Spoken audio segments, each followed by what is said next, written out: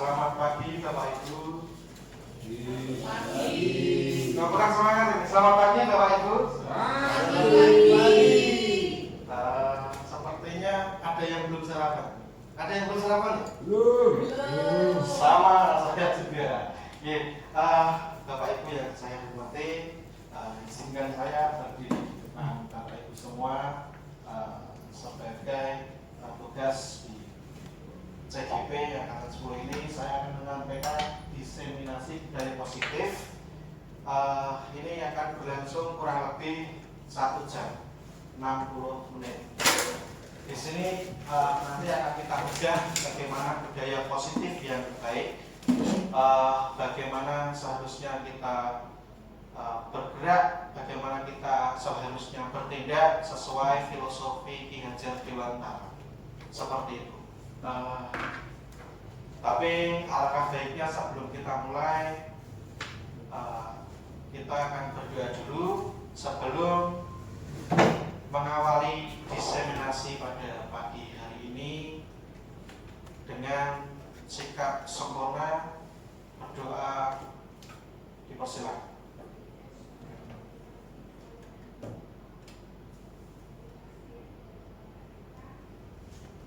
Cukup? Penting sekali Bapak Ibu.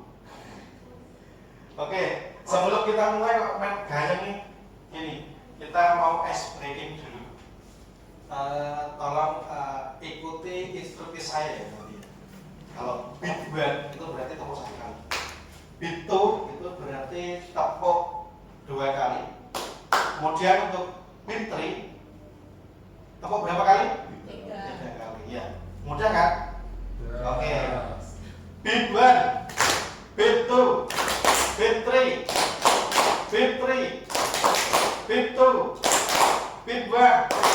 Alhamdulillah, semua masih konsentrasi. Ya, nanti kita akan ada ice breaking lagi di pertengahan pertemuan kita. Oke, kita mulai saja diseminasi pada pagi hari ini. Kita mulai dari ini filosofi Ki Hajar Dewantara. Bapak Ibu sudah tidak asing ya dengan nama tokoh Ki Hajar Dewantara, yaitu Bapak Pendidikan Nasional yang juga mencetus banyak teori tentang pendidikan yang pada akhirnya banyak diserap di kurikulum merdeka ini.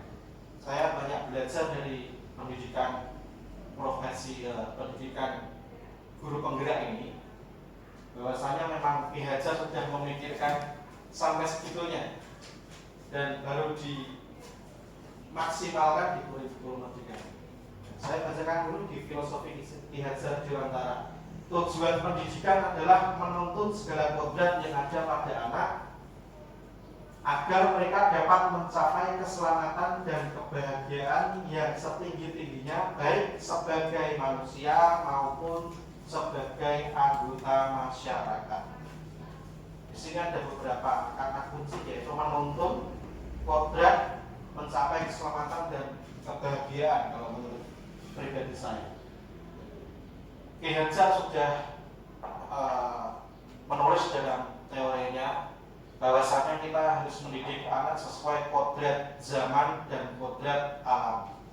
Kodrat alam ini ya seperti di sekitar kita, alamnya seperti ini, ada banyak karakteristik budaya dan lain-lain. Kemudian kodrat zaman, tentu zaman sekarang dan zaman dulu beda pendidikannya. Ini selaras dengan apa yang pernah dikatakan oleh Ali bin Abi Thalib, kalau saya tidak salah, kalau salah tolong diperbaiki. Dulu Ali bin Abi Thalib pernah berkata seperti ini, didiklah anakmu sesuai pada zamannya, jangan didik mereka seperti orang tua kalian mendidik kalian. Ini jadi selaras antara Ali bin Abi Thalib kemudian Ki Hajar itu selaras. Jadi kita harus mendidik anak sesuai zamannya. Zaman saat ini ya, tidak bisa dipungkiri IT atau teknologi, perkembangan teknologi sangat pesat ya. Jadi kita juga harus belajar berinovasi menggunakan IT dalam pembelajaran seperti itu. Dari filosofi Ki Hajar ini banyak sekali dituangkan di kurikulum merdeka pada kurikulum ini. Kurikulum Merdeka ini saya pikir adalah kurikulum yang paling sempurna lah setelah beberapa kurikulum pernah saya pelajari. Karena kurikulum Merdeka adalah kebebasan guru untuk melakukan inovasi dan bertindak dalam proses belajar mengajar sehingga dapat menciptakan pembelajaran yang lebih menyenangkan dan tidak monoton. Nah, seperti itu. Jadi guru itu benar-benar dituntut untuk berinovasi. Bagaimana caranya untuk si siswa itu tidak bosan, tidak monoton. Pembelajarannya tidak seperti kayak dulu kalau saya masih SD, masih SMP itu cuma didikte. Kemudian ada buku cetak dibacakan oleh guru, kemudian siswa menulis. Kalau sekarang tidak. Kalau sekarang diterapkan seperti itu tidak bakal jalan, saya pikir. Karena memang kodrat zamannya sudah berbeda. Sekarang kita dituntut untuk berinovasi, kreatif dan kolaboratif dengan segala pihak. Kersane nopo? Kersane siswa ini memang benar-benar nanti lulusannya ini seperti yang diharapkan di kurikulum Merdeka. Nah, baik Bapak Ibu, untuk mencapai kurikulum Merdeka tersebut kita harus melaksanakan konsep budaya positif. Nah, di konsep budaya positif ini ada beberapa poin atau beberapa sub, yaitu yang pertama perubahan paradigma belajar, kemudian yang kedua disiplin positif, yang ketiga motivasi perilaku manusia, keempat kebutuhan dasar manusia, kelima keyakinan kelas, keenam posisi kontrol, dan yang terakhir adalah segitiga restitusi. Nah, pada pagi hari ini, pada kesempatan ini, izinkan saya untuk membedah satu persatu konsep budaya positif ini. Dan harapan saya adalah memang budaya positif ini akan tumbuh dan menjamur di sekolah kita, diimplementasikan di sekolah kita secara maksimal. Oke, tidak terlalu cepat nggak apa-apa, tidak instan nggak apa-apa, kita perlahan-lahan, karena memang ini butuh komitmen dan butuh kerjasama dari segala pihak, dari semua warga sekolah, begitu. Karena tidak mungkin hanya ini tanggung jawab CGP saja, tidak mungkin. Ini tanggung jawab wali kelas saja, tidak mungkin. Ini tanggung jawab kepala sekolah saya, tidak mungkin. Ini adalah tanggung jawab kita semua untuk menjadikan budaya positif ini menjadi budaya yang ada di sekolahan kita. Oke, selanjutnya. Nah, yang pertama tadi adalah pembelajaran paradigma baru. Saya bacakan dulu. Pembelajaran yang berorientasikan pada penguatan kompetensi dan pengembangan karakter sesuai dengan profil pelajar Pancasila. Dalam uraian tersebut ada beberapa kata kunci yang menurut saya adalah penting, yaitu adalah penguatan kompetensi, pengembangan karakter sesuai dengan profil pelajar Pancasila. Tentu saja kita penguatan kompetensi ini penting karena sekolah kita adalah sekolahan SMK, ya, sekolah menengah kejuruan, dan kompetensinya sangatlah dibutuhkan. Setelah lulus SMK, jika kompetensinya tidak kurang memenuhi, ya terserapnya tenaga kerja atau urusan kita di dunia kerja akan berkurang. Jadi kita akan mempunyai tanggung jawab yang lebih tinggi pada anak-anak kita untuk penguatan kompetensi tersebut.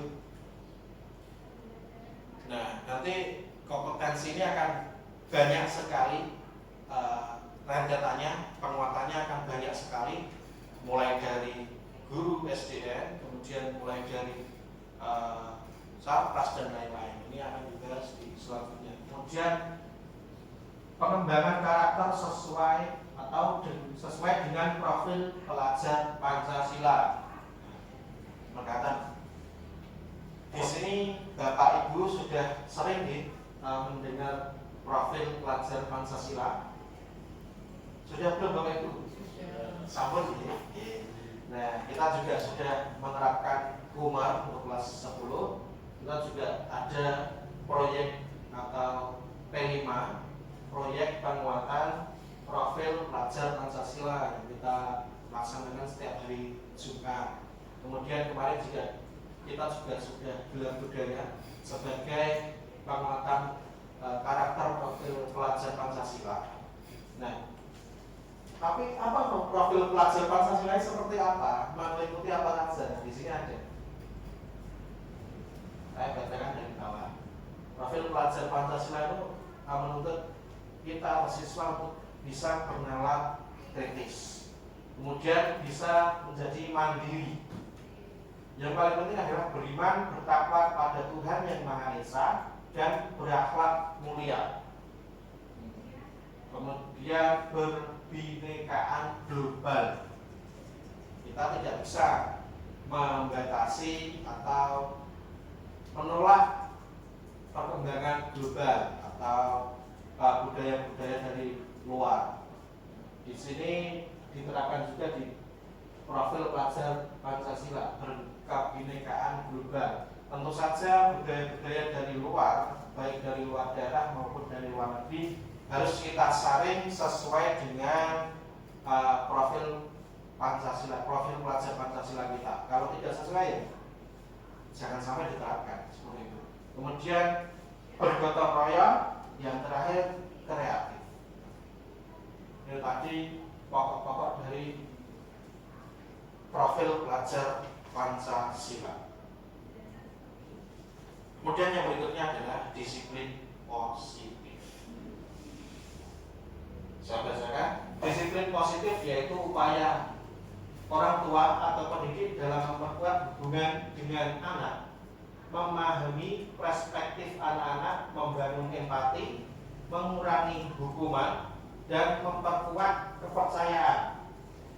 Disiplin positif diharapkan menjadi salah satu langkah untuk menjadi seorang yang lebih baik dalam jangka panjang, tidak hanya mengoreksi perilaku buruk anak, melainkan dapat membentuk karakter seorang sesuai dengan nilai-nilai kebajikan. Nah, ini agak sudah masuk dalam materi kita. Nanti akan banyak oh iya, kita ternyata selama ini salah. Oh iya, ternyata kita selama ini sudah merasa benar tetapi ternyata salah. Saya juga mempelajari tersebut dan sadar bahwasanya apa yang saya lakukan selama ini ternyata salah. Karena ini disiplin positif menuntut kita untuk mengurangi hukuman. Ini rada berat ini, mengurangi hukuman dan memperkuat kepercayaan. Kadang-kadang kita tidak percaya pada siswa dan siswa pun jadi tidak percaya diri. Nah, ini mungkin berawal dari kita sendiri melakukan siswanya. Yang berat nanti adalah mengurangi hukuman, karena yang paling efektif memang pendidikan zaman dahulu, yang paling efektif untuk membentuk karakter manut siswa itu adalah hukuman atau menakut-nakuti. Ya kan Bapak Ibu? Ya, saya pun juga seperti itu. Pasti semua pernah melakukan. Kemudian dalam slide ini saya mencoba mengajak Bapak Ibu semua untuk merenungkan kira-kira alasan apa saja atau apa alasan yang mendasari kita atau siswa menjadi disiplin di sekolah atau dimanapun. Saya boleh berinteraksi. Menurut Pak Edi Yantoro, siswa itu bisa disiplin karena apa?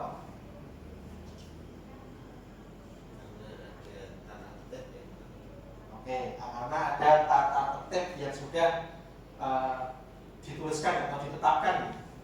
Oke, kita tampung. Kemudian Pak Dery, kita coba koreksi Pak Dery.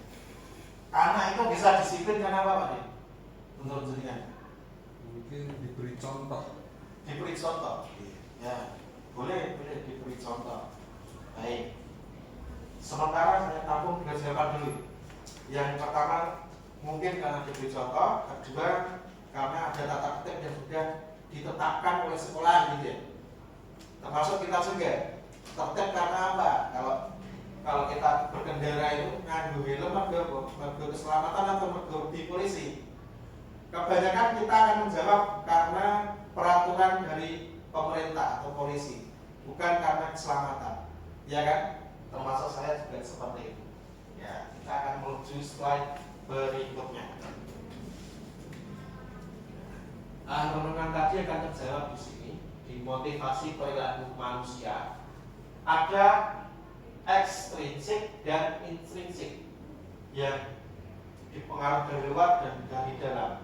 Nah, menurut Diane Gosen dalam bukunya Restructuring School Discipline menyatakan ada 3 motivasi perilaku manusia. Yang pertama, menghindari ketidaknyamanan atau hukuman. Yang kedua, mendapat imbalan atau penghargaan dari orang lain. Nah, ini dari 2 poin ini saya masukkan menjadi dari pengaruh dari luar. Kemudian yang pengaruh dari dalam adalah menjadi orang yang mereka inginkan dan menghargai diri sendiri dengan nilai-nilai yang mereka percaya. Ada 3 jawaban dari Bapak Ibu tadi. Nah, kira-kira yang mana? Dari Pak Edi tadi, karena ada peraturan, gitu.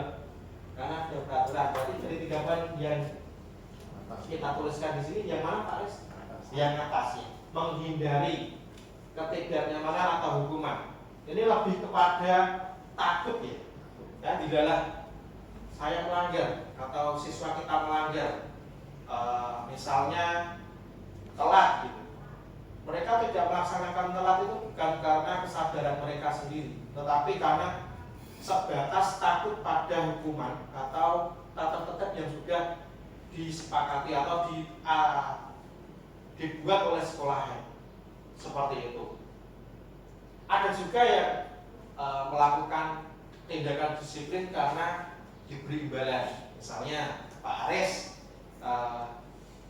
memberi jauh kepada siswa, Rene,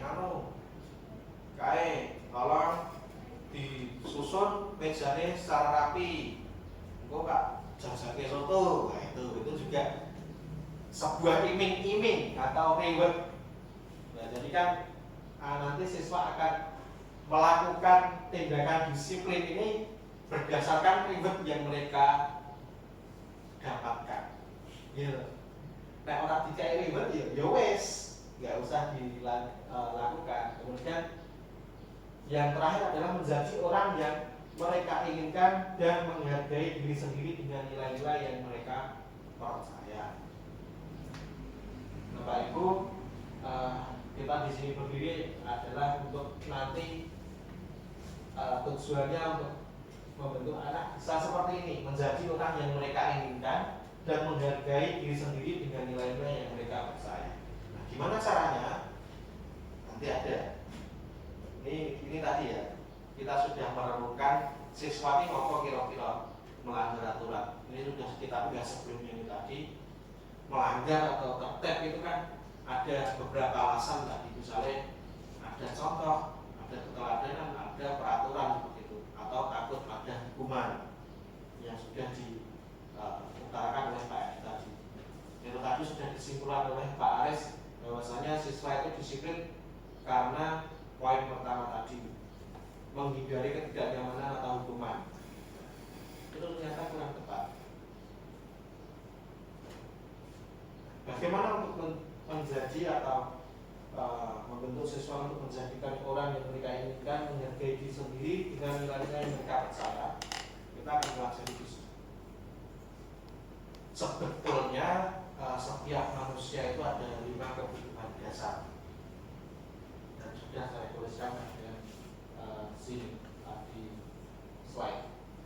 5 kebutuhan dasar manusia adalah yang pertama, kebutuhan untuk bertahan hidup atau survival, pasti makan dan lain-lain. Kemudian kasih sayang dan rasa diterima, love and belonging. Benar nih Pak Danu? Saya bacanya benar nggak love and belonging? Benar Pak. Ya, love and belonging, rasa kasih sayang dan rasa diterima. Ternyata ini juga kebutuhan dasar manusia. Kadang-kadang kita menyepelekan ini, kita kurang memberi kasih sayang kepada siswa-siswa kita dan hanya memberi rasa takut. Kemudian kebebasan, freedom, tentu kebebasan ini ya terukur. Kemudian yang keempat, kesenangan atau fun, dan yang kelima, penguasaan atau power. Jika kelima kebutuhan dasar manusia ini sudah terpenuhi, nah, itu siswa akan lebih mudah untuk mencapai yang kita hiraukan tadi di poin ketiga. Nah, bagaimana caranya untuk mencapai ini? Nanti kita akan membahas contoh-contohnya di slide berikutnya. Kemudian sebelum ke ranah itu kita akan membahas di posisi kontrol dulu, posisi kontrol restitusi. Di sini ada 5 posisi kontrol. Yang pertama adalah posisi penghukum, posisi pembuat merasa bersalah, posisi teman, posisi pemantau, posisi manajer. Nah, ini itu yang ada dalam diri kita semua. Diri kita yang deal. Ada yang di penghukum, atau si membuat rasa bersalah, atau di teman, atau pemantau, atau manajer. Coba saya tanya sebelum saya jelaskan ke mereka. Menurut Bu Fira, posisi kontrol yang ada pada diri kita ini yang mana, atau dari diri jenengan? Ya, poin 1, 2, 3, 4 atau 5. Sebelum saya jelaskan yang lebih dalam. Pemantau. Kalau menurut jenengan, ini sebagai pretest, mantau itu seperti apa? Apa yang dilakukan oleh siswa. Yeah. Baru kalau misalnya dia positif ya kita berikan timbal balik. Kalau misalnya memang ada yang dipandang itu negatif, berarti harus ada tindakan. Hukuman. Tindakan tidak harus hukuman. Tidak ada hukuman. Ya. Tidak harus hukuman. Kita lihat dulu, kita mungkin seberapa jauh tindakan negatifnya. Ya. Kita gali dulu. Dari dulu. Itu nanti apa ya, bukan solusi. Oh, solusi. Ya, solusi untuk menangani ini. Jadi bukan hukuman. Oke, sebagai Bu Fira memposisikan beliaunya sebagai pemantau. Kita juga tidak akan membenarkan atau menyalahkan, nanti kita akan bahas bersama-sama.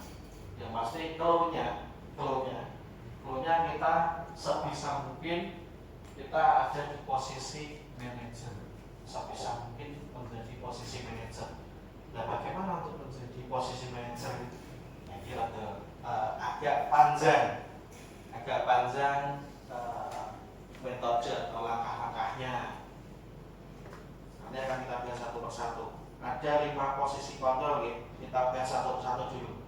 Sebelum tadi saya masuk ke pembahasan, ternyata Bu Fira sudah menjawab sebagai perintah saja, sudah mengetahui bahwasanya beliaunya memposisikan diri sebagai pemantau. Seperti itu. Kalau yang dikatakan oleh Pak kemarin Pak Surukol itu minimal kita ada di posisi teman.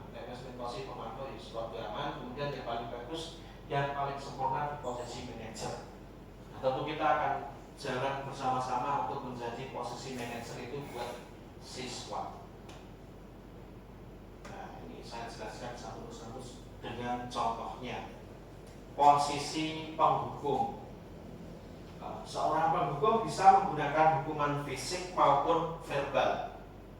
Verbal, kertas kata-kata kasar misalnya. Kemudian biasanya menggunakan nada suara tinggi, bahasa tubuh, matanya melotot, dan jari menunjuk dan menghardik. Insya Allah di sekolah kita nggak ada yang seperti ini. Nggak ada ya? Nggak ada. Ya, contohnya gini contohnya. Patuhi peraturan saya atau awas. Nah ini saya ngatur ya, seperti itu kan murid-murid mengkeret, takut. Kamu selalu saja salah, seperti itu, sambil nunjuk-nunjuk, melotot, mengkeret siswa. Kayak kita waktu SD dulu kan seperti itu. Bahkan zaman SD itu banyak yang menggunakan kekerasan fisik, kontak fisik dan kekerasan, dibalang pakai menghapus, hapus seperti itu. Dan itu memang membekas seumur hidup ke kita. Nah, saat ini yang dibilang Gen Z itu mental health, kita harus memikirkan mental health-nya anak juga. Ya, terakhir contohnya terlambat lagi, pasti terlambat lagi, selalu datang terlambat. Kapan bisa datang tepat waktu? Kelatan nih, ngomong, main game sih, seperti itu. Nah ini posisi pendukung. Insya Allah di sekolah kita nggak ada. Nggak ada ya Pak Denny? Nggak ada. Ya, Bapak Ibu nanti jika ada yang pengen keluar atau ke belakang ke toilet boleh, silakan. Kemudian yang kedua adalah membuat rasa bersalah. Nah ini kita sering melakukan tanpa sadar. Membuat rasa bersalah itu akan menggunakan keheningan yang membuat orang lain merasa tidak nyaman, merasa bersalah atau rendah diri. Ini sering dilakukan di lingkungan kita, termasuk saya juga kadang-kadang dulu melakukan seperti ini. Dan setelah mempelajari di PGP ini ternyata salah. Kita belajarnya seperti itulah, kita mengembangkan diri untuk belajar, kemudian kita imbaskan atau implementasikan di sekolah kita. Contohnya bagaimana Pak kalau merasa bersalah itu, membuat rasa bersalah ini sudah saya tuliskan.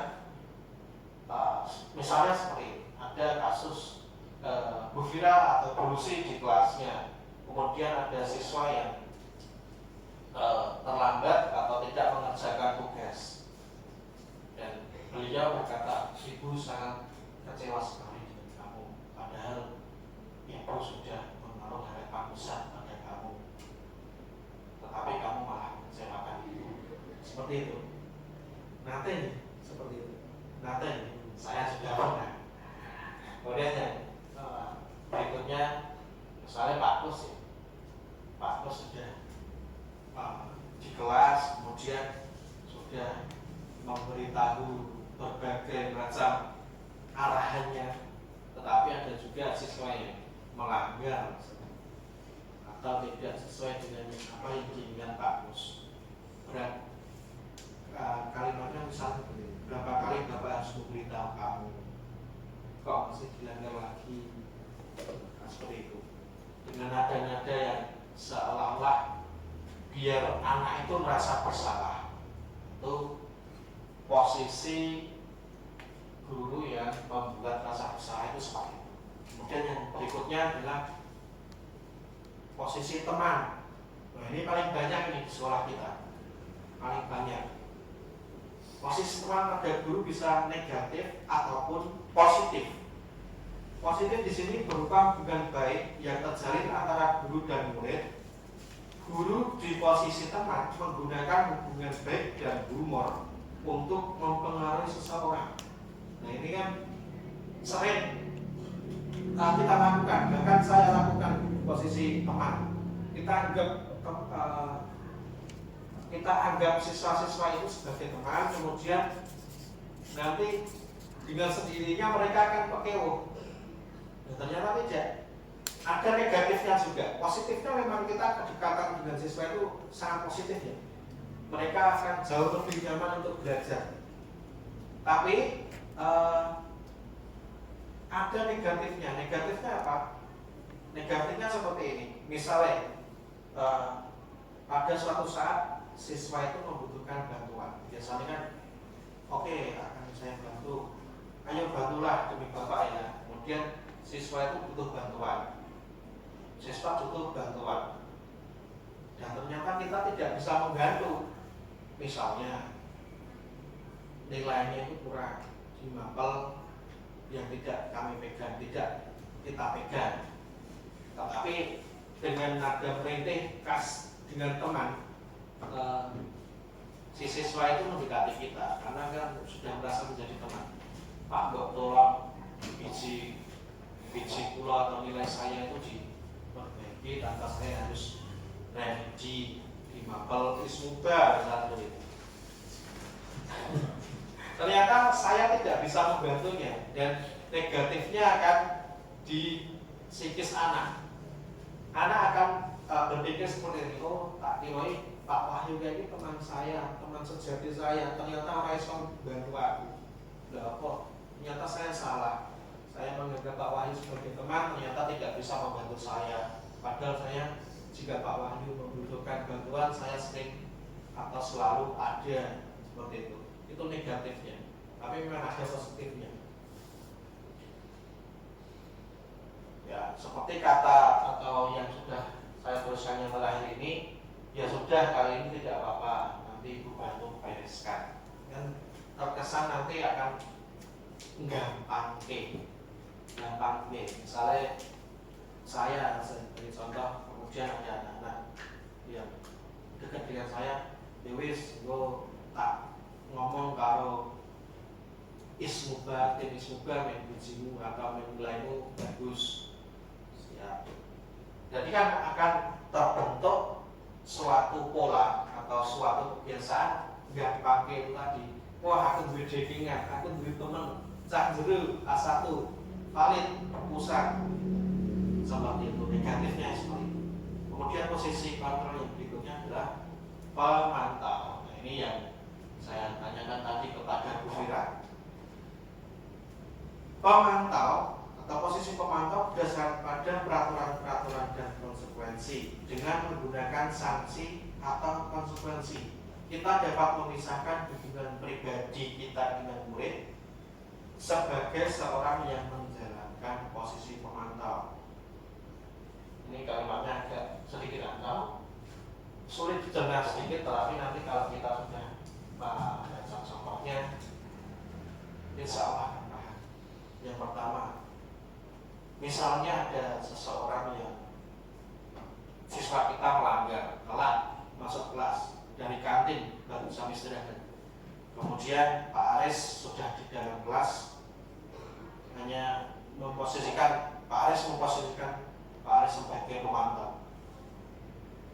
Pak Aris bertanya pada anaknya telat, peraturannya apa? Boleh atau enggak? Peraturannya apa enggak?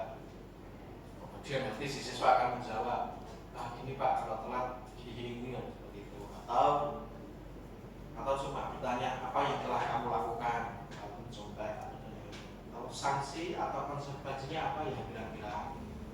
Jadi memantau mencari masalah kata-kata tersebut.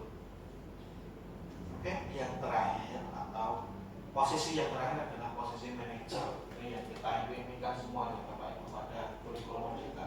Posisi manajer, posisi di mana guru berbuat sesuatu bersama dengan murid, mempersilahkan murid mempertanggungjawabkan perilakunya, mendukung murid agar dapat menemukan solusi atas permasalahannya sendiri.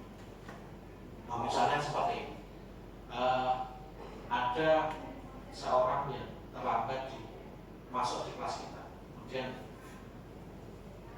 guru kemudian siswa masuk, kemudian minta izin, guru cukup bertanya, apa yang sudah kamu lakukan? Saya terlambat, Pak, saya terlambat. Oke, kita tidak, semua orang pernah merasa atau pernah berbuat salah, bukan hanya kamu. Kemudian apa yang sudah kelas kita yakini atau kita bentuk di kelas kita, siswa misal menjawab, iya Pak, kalau terlambat saya harus meminta maaf kepada guru. Nah, kalau guru menjawab lagi, nah, jika begitu saya acungi jempol, saya hargai usaha kamu, silakan Jadi siswa itu yang menentukan solusinya sendiri. Jadi siswa yang menemukan kesalahan, menemukan solusi, kemudian menyelesaikannya, seperti itu. Yaitu posisi manajer. Seperti di perusahaan-perusahaan manajer ya betul-betul seperti itu. Yang kesalahan, kemudian mencari solusi, kemudian anak buahnya menyelesaikan dengan solusinya tersebut. Nah, untuk mencapai posisi manajer tersebut, kita harus atau kita ada seperti ini, ada langkah-langkah ini. Yang pertama adalah keyakinan kelas. Untuk keyakinan kelas. Nah, ini nanti pada akhirnya akan merujuk atau menuju ke posisi manajer itu kita. Nah, keyakinan kelas ini harus dibentuk dalam kelas kita masing-masing sebelum kita memulai pelajaran. Nah, ini yang sangat penting bagi wali-wali kelas. Sebelum kita mulai tahun ajaran baru ini, mungkin keyakinan kelas harus dibuat bersama siswa. Jadi nanti siswa dan guru yang mengajar di kelas tersebut tinggal menanyakan apa keyakinan kelas kamu, seperti itu. Mengapa harus keyakinan kelas, bukan peraturan kelas? Dari sini mungkin ada yang bisa menjawab, kenapa kok harus keyakinan kelas, bukan peraturan kelas? Padahal hampir sama nanti penerapannya. Kenapa harus keyakinan kelas, bukan peraturan? Ada yang bisa menjawab? Oke, terima kasih Bu Lucy. Ya, mobil Bu Lucy. Karena kalau yakin itu siswa itu ya dari intrinsik tadi loh Pak yang disebutkan di awal. Jadi ada unsur intrinsik dari dalam dirinya sendiri. Iya, kalau misalkan itu peraturan belum tentu mereka yakin. Oh iya, pasti. Nah, kalau peraturan itu mungkin saja yang membuat itu wali kelas atau sekolah. Jadi ini peraturan terbuat, kamu harus menaatinya, seperti itu ya. Beda kalau dengan keyakinan kelas. Keyakinan kelas kalau yang guru bilang adalah dari dalam diri sendiri. Oke, kurang lebihnya seperti itu guru memang. Terima kasih guru membantu jawab. Nah, ini kita akan bahas keyakinan kelas ini. Prosedur dalam pembentukan keyakinan kelas. Benar ya, dikatakan guru tadi, peraturan kelas dan keyakinan kelas itu beda. Peraturan kelas harus ditetapkan oleh sekolahan atau oleh wali kelas. Kemudian kalau keyakinan kelas kita bentuknya itu bareng-bareng sama siswa. Dan nanti jika masih ada waktu kita akan praktek seperti itu, membuat keyakinan kelas. Prosedurnya seperti ini: mengajak warga kelas untuk mendapat mengenai peraturan yang perlu disepakati bersama.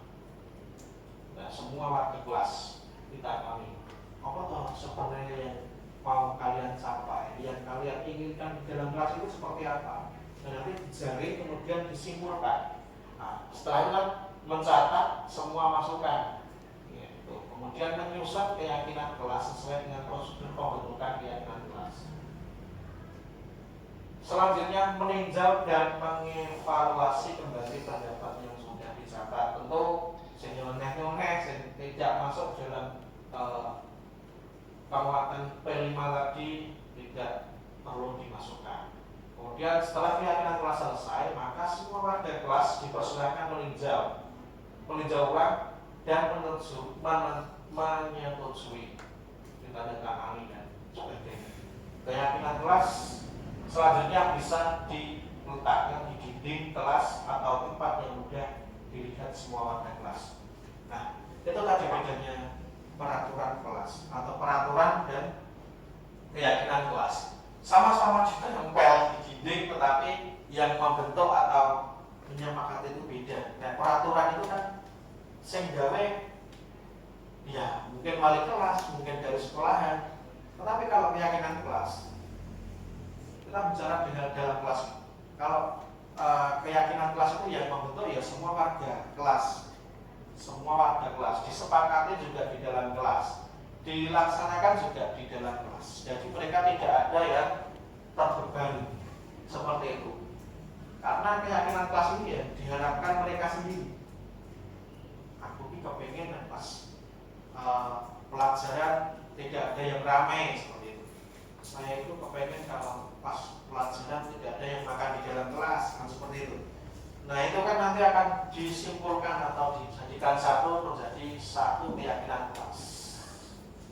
Nah, dari sini ada pertanyaan belum? Karena masih ada nanti materinya. Ada nggak? Belum?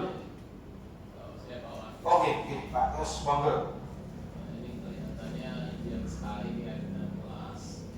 Tapi nanti ini saya jadi poin 1, 3, 4, 5, 6 pada akhirnya ada semacam kumpulan dan unsur pemaksaannya juga dimana meninjau ulang dan menyetujui dan bisa disetujui. Dan nanti kan ketika keyakinan kelas itu dibentuk, mungkin saya sekian banyak anak yang tentu saja antara satu kepala dengan kepala itu ada perbedaan dan barangkali perbedaannya sudah berbeda cukup menonjol jauh. Dan nanti bagaimana itu ketika pada akhirnya satu pendapat anak disetujui ya, jadi keyakinan kelas, kemudian satu pendapat anak ini akhirnya tidak dimasukkan. Bagaimana dengan sebagian anak yang pendapatnya tidak disetujui? Ya, baik Pak Agus, terima kasih. Saya ulang pertanyaan dari Pak Agus, sehingga di poin yang setelah keyakinan kelas itu kita menyetujui dan menandatangani ini. Sedangkan banyak pikiran atau kepala yang di dalam kelas itu berbeda. Nanti ada yang disetujui, ada juga yang tidak. Nanti yang kurang lebihnya pertanyaan Pak Agus seperti itu. Saya ulang lagi. Itu bagaimana jika ada keyakinan kelas yang tidak disetujui, tidak yakin, jadi ada sedikit pemaksaan dari ini. Nah untuk keyakinan kelas ini memang kita memang harus sepakat Pak. Tentu juga kita juga mempunyai dasar-dasar yang sudah kita jelaskan di sebelumnya. Tadi ada filosofi Hajar, kemudian P5 tadi. Nah tentu saja siswa itu kita berikan masukan seperti itu. Tidak mungkin kita memberikan celah untuk mereka membuat keyakinan kelas yang nyeleneh. Misalnya boleh merokok di dalam kelas. Sebagai acuan tadi ada kebutuhan dasar manusia tadi, kebebasan. Tidak mungkin kita mengiyakan itu, walaupun memang ada kebutuhan dasar itu harus terpenuhi kebebasan. Tapi kan kita juga punya norma-norma dalam hidup kita. Ada norma-norma, baik norma itu sosial dan yang lain. Tidak mungkin kita membebaskan rokok dalam sekolahan. Tidak mungkin kita membebaskan anak untuk tidak sholat, sedangkan kita adalah sekolah yang berbasis agama. Kan seperti itu. Jadi nanti keyakinan-keyakinan kelas yang dianggap nyeleneh di sebagian atau lebih banyak siswa itu kita akan eliminasi. Dan ini akan panjang Pak, prosesnya. Setuju dan tidak setuju akan panjang. Apalagi kalau siswa kita yang sekarang kan milenial, Gen Z, dan mereka banyak kritisnya. Mereka sudah cerdas-cerdas. Hanya melalui banyak perdebatan, tetapi saya yakin dengan dasar-dasar yang kita pegang tadi dan apa yang sudah kita tuangkan kepada anak-anak nanti, tadi mungkin akan lebih bisa mereda ketidakyakinan siswa untuk melakukan keyakinan kelas yang sebagian besar disetujui. Seperti itu, karena pada dasarnya keyakinan kelas itu bertujuan untuk mereka sendiri, bukan untuk kita. Mereka itu ada diopo neng masa depan. Misalnya seperti itu, mungkin ada diopo neng masa depan. Dan yang pengen jadi ini, berarti kue harus seperti apa? Kita harus jelaskan seperti itu. misalnya sebelumnya kita juga harus memberikan stimulus seperti itu. Teman-teman siswa-siswa, kalian itu harus lulus dari sini. Pengen manusia yang seperti apa? Saya pengen jadi ini Pak, seseorang yang bermanfaat bagi orang, tidak menyusahkan. Seperti itu misalnya kata-katanya sebetulnya. Dari situ kan bisa disimpulkan. Nah, kue pengen seperti ini berarti mulai dari hari ini kamu harus atau kamu harus melakukan apa? Karena tidak mungkin sebuah karakter terbentuk secara instan.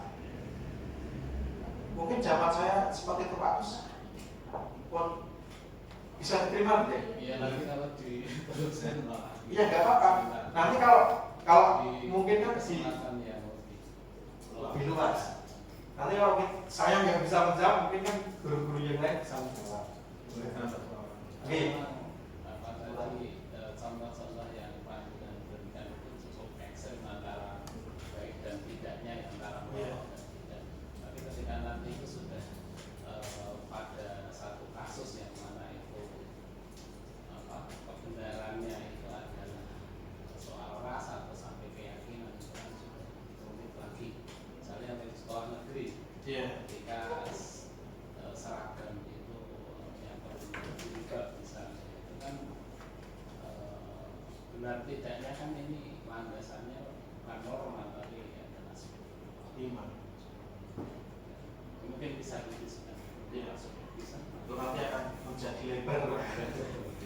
Sebentar lagi kita sampaikan ke saudara. Monggo Pak Supri, saya berikan waktu untuk menambahkan. Betul, cuma menanggapi apa yang disampaikan Pak Pur tadi. Jadi ketika kita membuat kesepakatan bersama yang nanti menjadi harapannya menjadi keyakinan kelas, itu kan tentunya antara pendapat A, B, C kan berbeda. Sedangkan kita harus mengerucut untuk menentukan kebijakan yang X misalnya, sedangkan ada yang berpendapat lain. Nah, kalau saya, dan ini sering saya lakukan, ketika kita akan membuat kesepakatan bersama, itu awalnya sudah saya kasih koridor sebagai contoh teknis gitu. Ketika nanti kita mendapatkan perbedaan, tentunya yang kita akan ambil, yang kita sepakati adalah yang terbanyak. Yang terbanyak. Namun demikian, yang terbanyak itu belum tentu kita sepakati dan kita setujui. Karena saya selaku di depan kelas itu tidak hanya sepenuhnya mau dengan siswa, tetapi berusaha menggiring siswa untuk seperti apa yang kita harapkan sebagai seorang guru. Jadi kita beri landasan berpikir koridor tentang bagaimana nanti ketika kita mendapatkan perselisihan itu trik-trik dan tips bagaimana menyelesaikannya. Jadi tidak sepenuhnya anak dibebaskan enggak. Jadi sebagai contoh misalnya ketika anak-anak mau pesen kaos, kemudian tulisan sudah gambar. Tulisannya mau seperti apa, sudah saya kasih rambu-rambunya seperti ini, gini. Masalah tulisan tema mau apa, monggo. Yang penting jangan sampai permasalahan tulisan nanti menimbulkan gap antara satu dengan yang lain. Kemudian yang kita ambil adalah yang terbaik yang disepakati mayoritas. Kalau saya seperti itu. Kalau saya, mungkin pendapat saya atau apa yang telah saya katakan kurang pas dengan tema ini, mungkin saya bisa dikoreksi. Kalau saya seperti itu yang selama ini saya lakukan. Terima kasih Pak Supri. Itu salah satu tanggapan atau solusi yang diberikan oleh Pak Supri untuk jawaban atau pertanyaan yang diberikan Pak Tos tadi. Dan ini juga sudah dilaksanakan oleh Pak Supri sendiri. Pak Supri itu benar-benar guru impian kita semua. Oke. Ya, insya Allah setelah ini Pak Supri menjadi guru kita. Lebih dulu. Oh iya. Dahulu Pak. Insya Allah. Konsep-konsep IHEJA sudah ada pada diri Pak Supri semuanya. Oke Pak, Bapak Ibu ini kok semua sepanang ini rada pusing juga loh sepanang. Kita sedikit dulu ya sebentar ya. Saya minta tolong untuk mengikuti gerakan saya. Ini ya, tolong konsentrasi ya. Mengikuti gerakan saya. Pegang jidat, pegang hidung, pegang mulut, pegang kepala. Oke, bisa ya? Guru ngikuti apa instruksi saya. Pegang jidat, pegang hidung, pegang kepala, pegang mulut. Ya, apa yang saya instruksikan dulu sih? Ya, saya tadi kan memberikan apa yang kita instruksikan gitu. Saya menginstruksikan untuk memegang mulut, bukan mengikuti apa gerakan saya. Nah, ini salah satu untuk membangkitkan konsentrasi kita. Ya, nggak apa-apa. Terima kasih Bapak Ibu. Oke, saya lanjutkan. Nah, ini ada segitiga restitusi. Bahwasanya nanti setiap permasalahan inilah solusinya. Kalau saya bilangnya seperti itu. Segitiga restitusi ini adalah yang pertama adalah validasi kebutuhan, menstabilkan identitas, kemudian menanyakan keyakinan. Ini ada kesalahan tadi itu. Misalnya ada siswa yang saya contohkan tadi di kelas Pak Aris ya. Di kelas Pak Aris ada yang terlambat. Kemudian kita membuat validasi kebutuhan ini.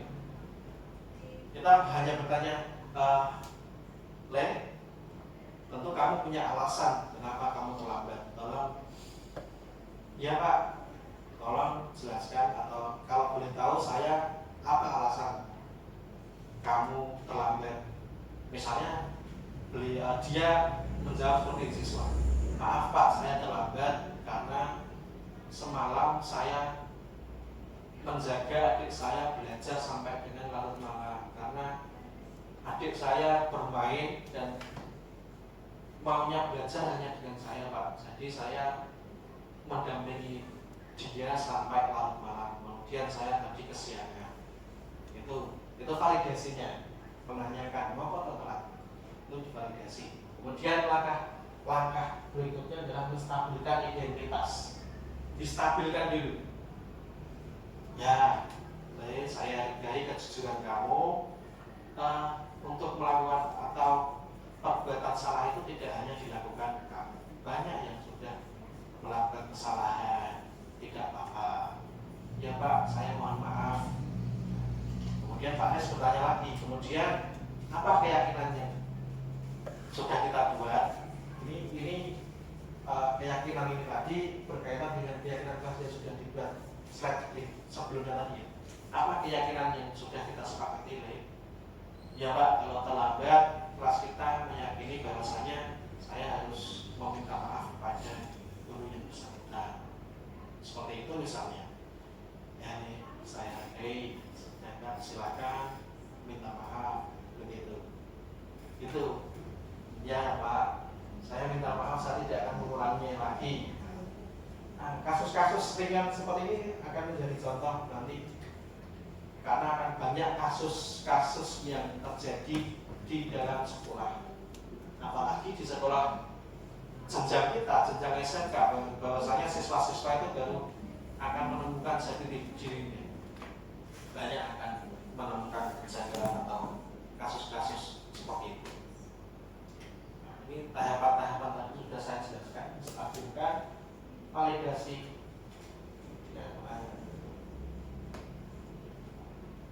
Terima kasih sudah melihat. Tapi sebelumnya saya akan memberikan contoh video yang sudah saya buat. Ini sebuah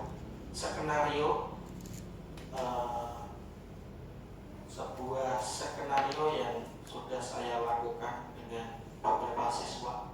Siswanya itu ada Wisnu Panduwinata dan juga Mita, dan beberapa kasus.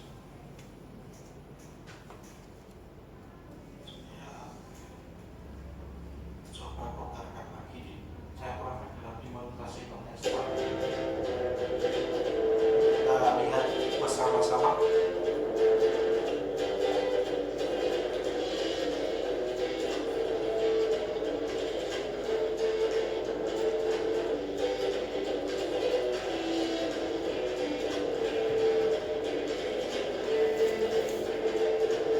itu ada skenario nya.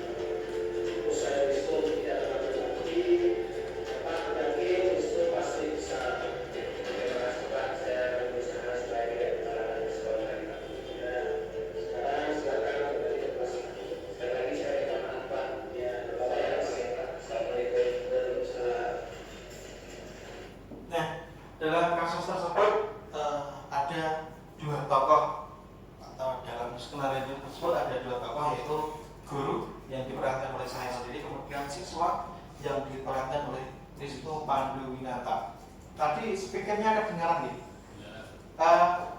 Kira-kira apa yang dilakukan Wisnu? Maksudnya kesalahan apa yang dilakukan Wisnu? Terlambat ya, karena apa? Karena main game sampai larut malam, kemudian bangunnya kesiangan. Nah, kemudian tadi saya sebagai guru mencoba untuk melakukan segitiga restitusi tadi, dan pada akhirnya si Wisnu juga menyadarinya dan meminta maaf, tidak berjanji tidak akan mengulanginya lagi. Seperti itu.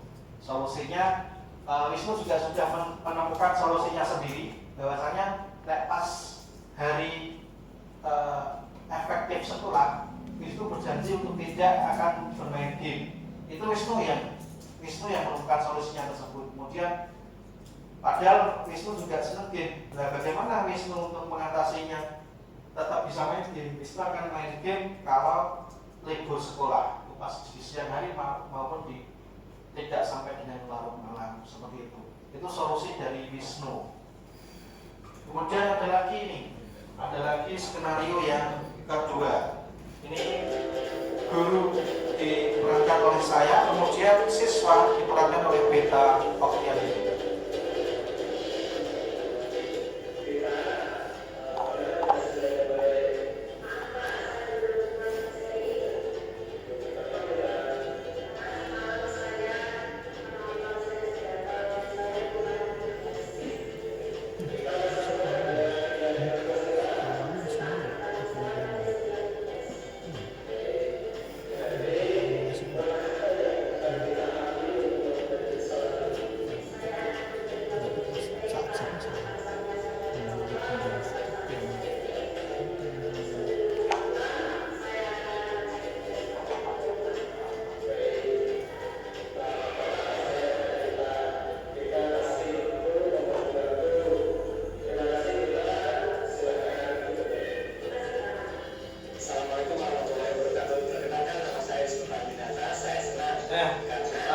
Untuk kasus yang kedua tadi, Beta melakukan kesalahan atau pelanggaran apa Bapak Ibu?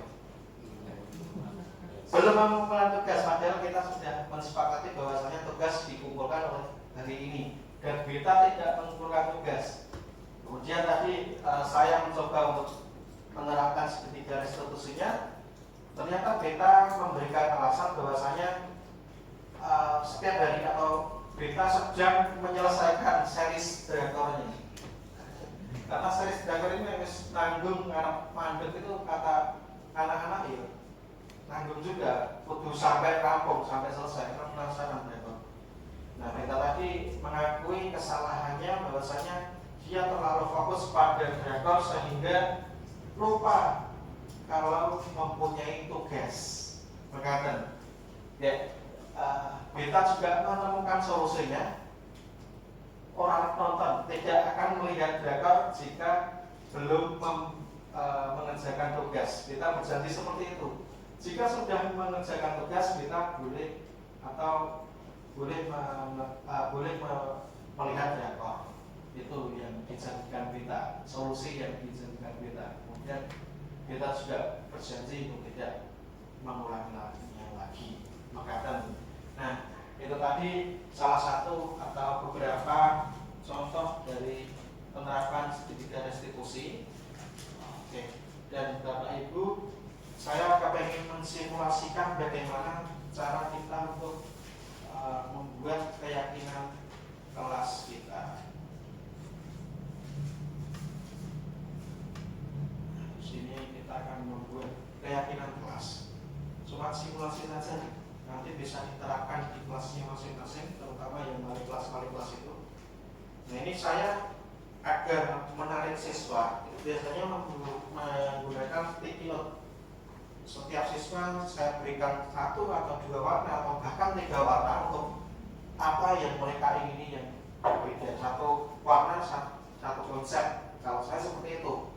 Ini nanti Bapak Ibu hanya saya berikan satu-satu warna, kemudian silakan dituliskan di sticky note ini apa yang keyakinan apa yang pengen Bapak Ibu lakukan. Misalnya saat pelajaran tidak boleh main HP, tidak boleh terlambat, dan lain-lain.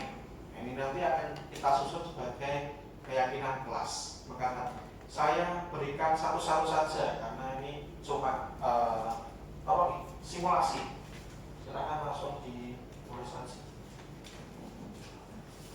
Kursi senang warna apa? Oke. Saya juga tahu Kursi pasti suka.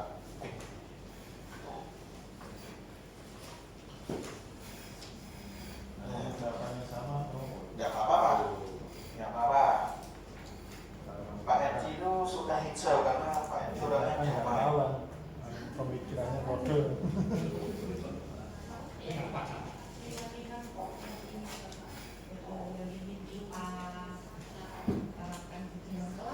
Iya, ya. Satu saja karena ini hanya simulasi. Simulasi nanti di kelas itu tidak membosankan. Nah, nanti setelah selesai menuliskan, silakan ditempelkan di sini, Pak. Kalau di kelas kan kita juga bisa menempelkannya di board atau kita mungkin akan beli kertas yang panjang itu. Kalau kita buat yang semenarik mungkin. Gimana Pak? Ya misalnya jenengan pengen apa kalau di kelas? Pengen praktek atau disiplin yang seperti itu. Misalnya tidak, enggak Pak? Tidak boleh terlambat, datang tepat waktu.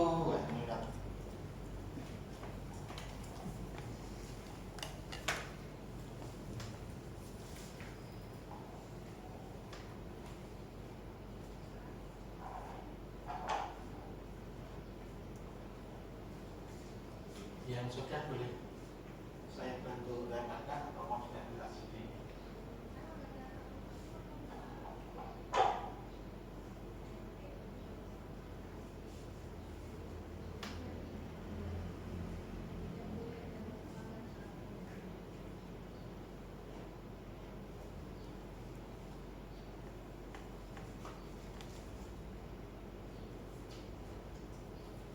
Sudah. Oke.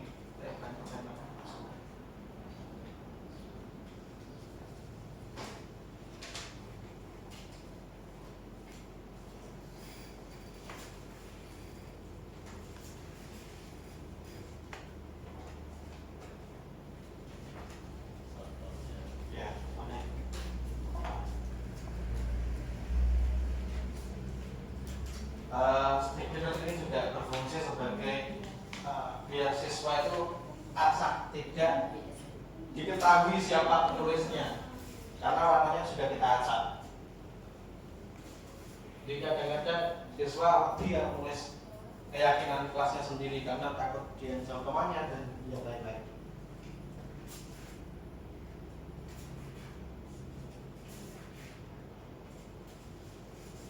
Sudah semua ya. Saya coba bacakan.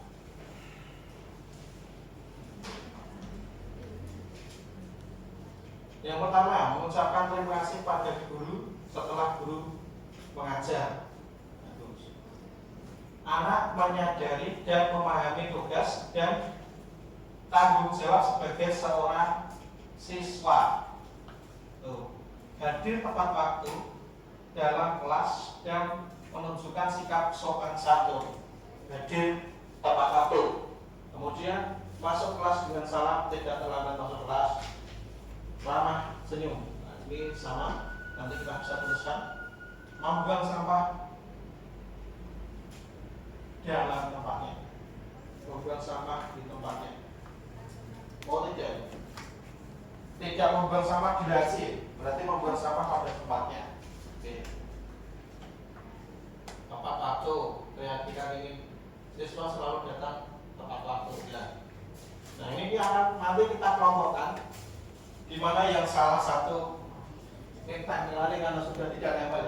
Biasanya saya tempelkan di sini. Ya, ini cuma simulasi saja, Pak. Jikalau ini sama ya, jadikan satu tidak. Misalnya datang tepat waktu jadikan satu seperti ini dan lain-lain. Nanti kita rekap, karena nanti kan ada siswa juga yang membantu membacakan. Kita rekap di notulensi. Misalnya yang kita kelaskan saya terus langsung. Ini hanya simulasi saja ya.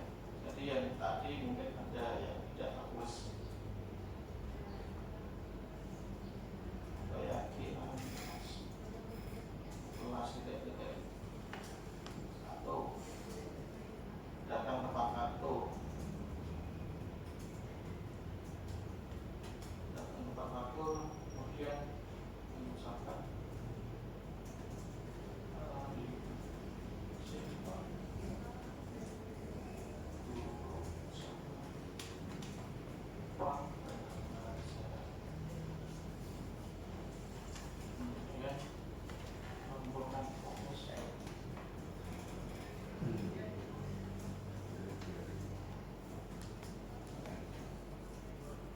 kemudian berikutnya membuang sampah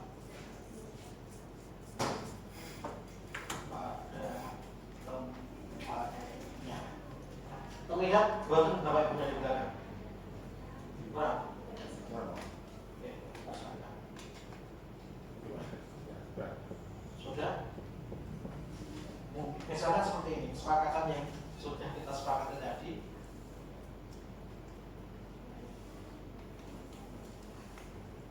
Seperti ini.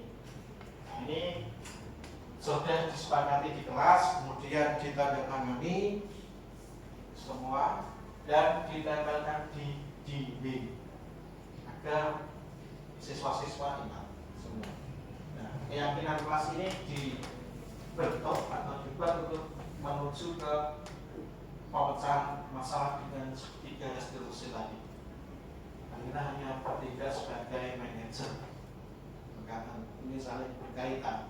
Karena ini sebenarnya pembelajaran akan sesuai dengan filosofi mengajar. Itu tahapan yang paling tinggi. Menuntun anak pada kodratnya. Menuntun anak pada kodrat zaman pada alamnya sesuai dengan kodratnya. Kita tidak mungkin mengajari ikan untuk memanjat dengan seperti itu. Perilaku kita. Nah, Bapak Ibu, Mbak Billy cukup sekian. Ada pertanyaan bukan dari apa yang saya sampaikan selama kurang lebih 1 jam menikah? Ada yang ditanyakan?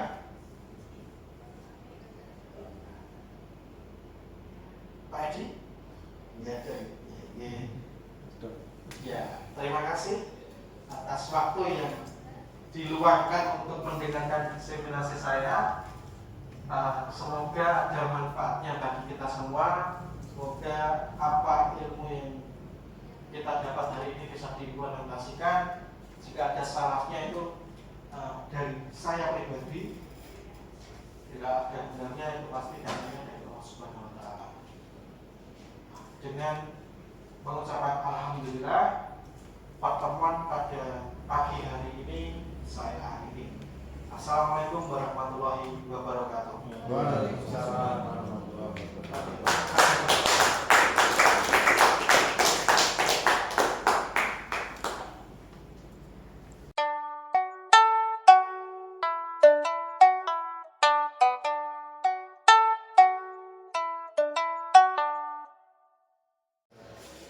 Oke, selamat pagi anak-anak. Pagi.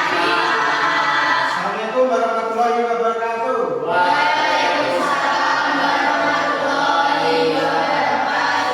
Bagaimana kabar kalian? Alhamdulillah. Semangat sekali. Sudah pada sarapan semua ya? Sudah Pak. Oke. Sebelum kita mulai, tolong salah satu memimpin doa.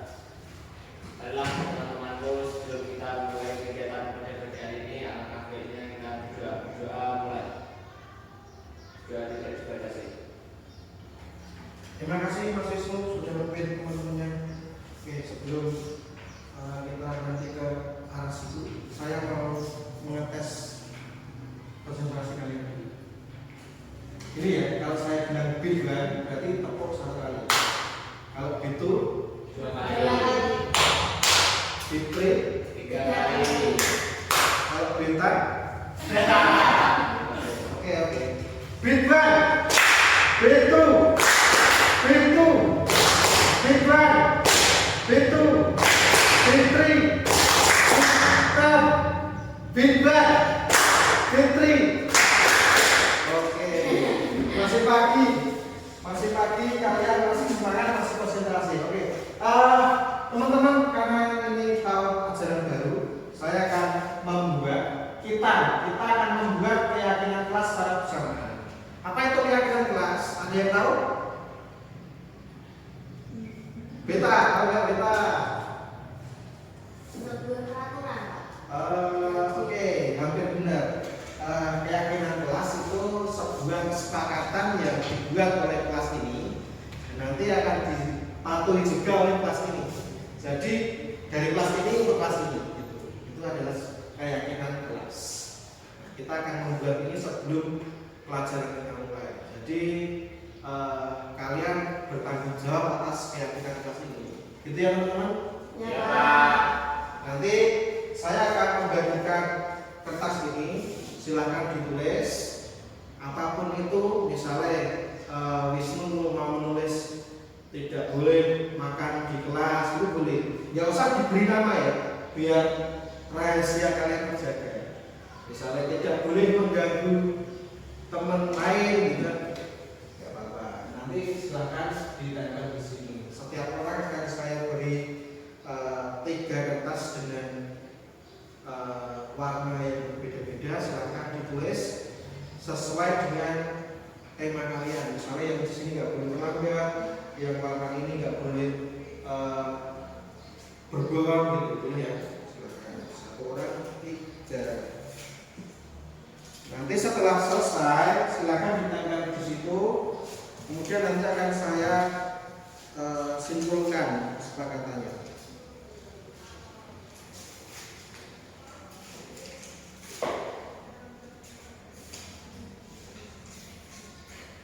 Kita suka warna apa?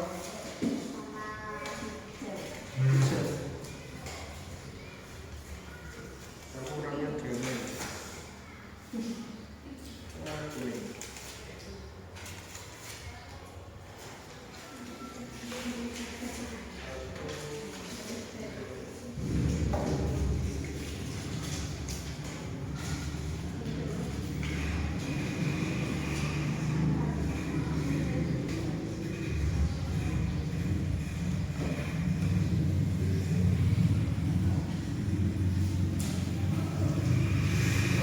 Silakan terus.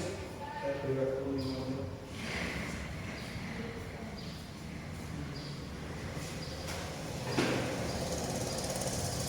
Misalnya ada yang tanya gini, Pak boleh nggak cinlok sama teman ini?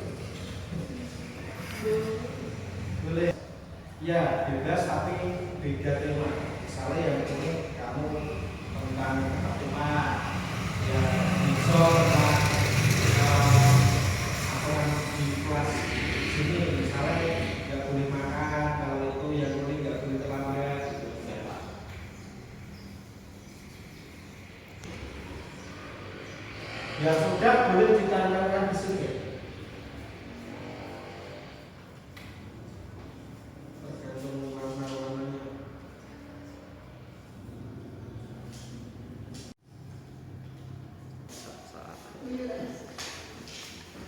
Ya,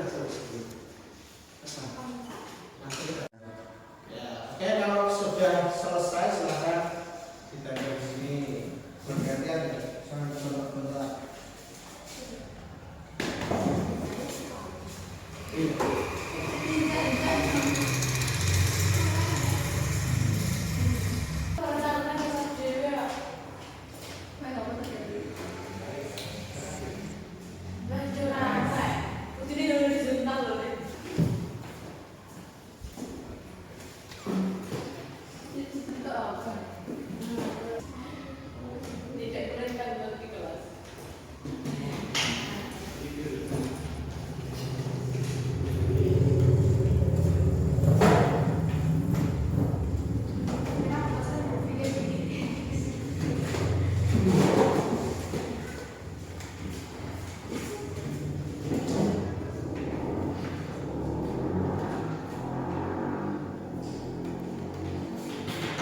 Berisi ini juga ada dilarang berisi. Yang satu jenis akan saya jadikan satu.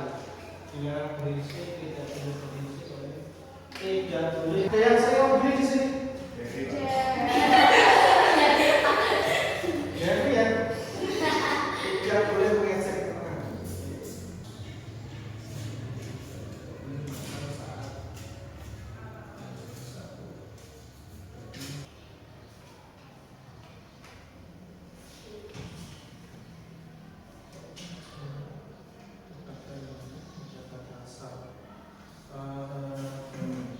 Ada yang bisa bantu saya untuk menjadikan satu? Ayo, tidak boleh bermain HP. Ya enggak? Oh, enggak boleh. Tidur di kelas apa?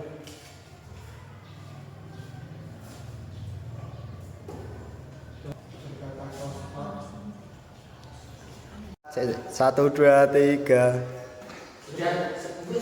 Satu dua tiga. Sepertinya sudah duduk. Makasih ya Wisnu. Ya Pak.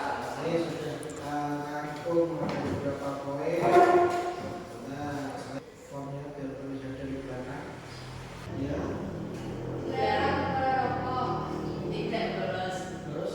Dilarang makan saat masuk kelas. Ya, terima kasih teman-teman. Ya, tepuk tangan dulu buat kita. Kita sudah merangkum atau membuat keyakinan jelas bahwasanya ada poin-poin tersebut yang harus kita jalankan ya. Jadi selama kita pelajaran, selama saya mengajar, silakan keyakinan kelas ini diterapkan, gitu ya. Ya teman-teman, terima kasih karena kita sudah selesai membuat keyakinan jelas dan jam-jam sudah habis. Kita tutup ya. Terima kasih teman-teman. Nanti pelajaran berikutnya dengan guru yang lain. Tetap semangat.